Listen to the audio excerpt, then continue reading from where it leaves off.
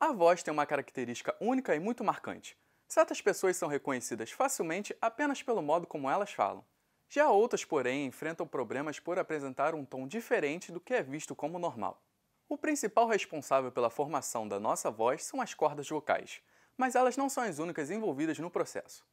O Instante Saúde de hoje vai explicar por que certas pessoas têm diferenças no tom de voz.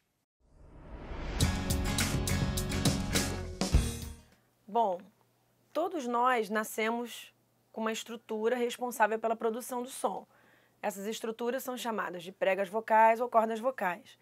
Essas estruturas são musculares com revestimento de mucosa e cada um de nós nasce com uma espessura, com um tamanho.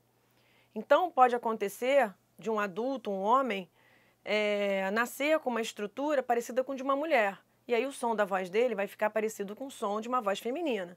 E o contrário também pode acontecer. Uma mulher nascer com uma estrutura de uma voz masculina, ou seja, mais grossa, né, mais curta.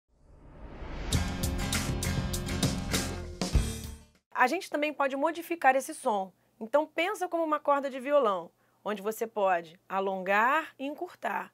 E dependendo do movimento que você faça, ela fica mais fina se alongar e mais grossa se nós encurtarmos. Isso também acontece com a gente. A diferença é que nós temos, além das cordas vocais, estruturas que amplificam o som que a gente produz. E a gente pode modificar essas estruturas, né?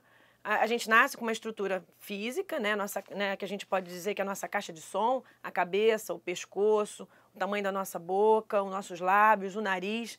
Todas essas estruturas amplificam o som da nossa voz.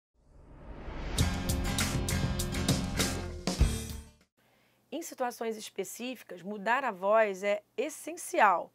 Por exemplo, se você fala ao microfone, você não pode falar alto. Você tem que diminuir seu volume e você tem que articular bem. Esses mecanismos vão ajudar a deixar sua voz mais clara e agradável ao ouvinte. Se você fala ao telefone com alguém, se você é um profissional de telemarketing, por exemplo, a sua articulação tem que ser absolutamente clara, a sua voz tem que ser agradável. Então, aspectos relacionados à saúde vocal também são orientados aos profissionais que trabalham especificamente com a voz. Eu vou fazer o mesmo som e vou fazer movimentos com a minha face e você vai ver que isso vai modificar o som que você vai escutar, tá?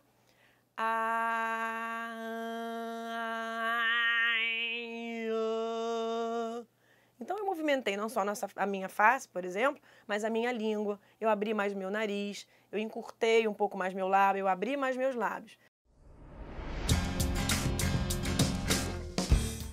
Exercícios de vibração dos lábios e de língua, soprando como se fosse num canudinho assim.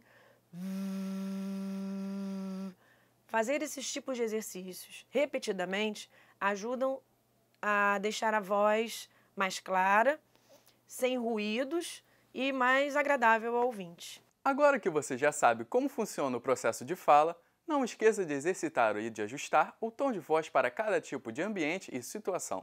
O Instante Saúde fica por aqui. Confira mais da nossa programação no site uva.br/tvuva e nas nossas redes sociais.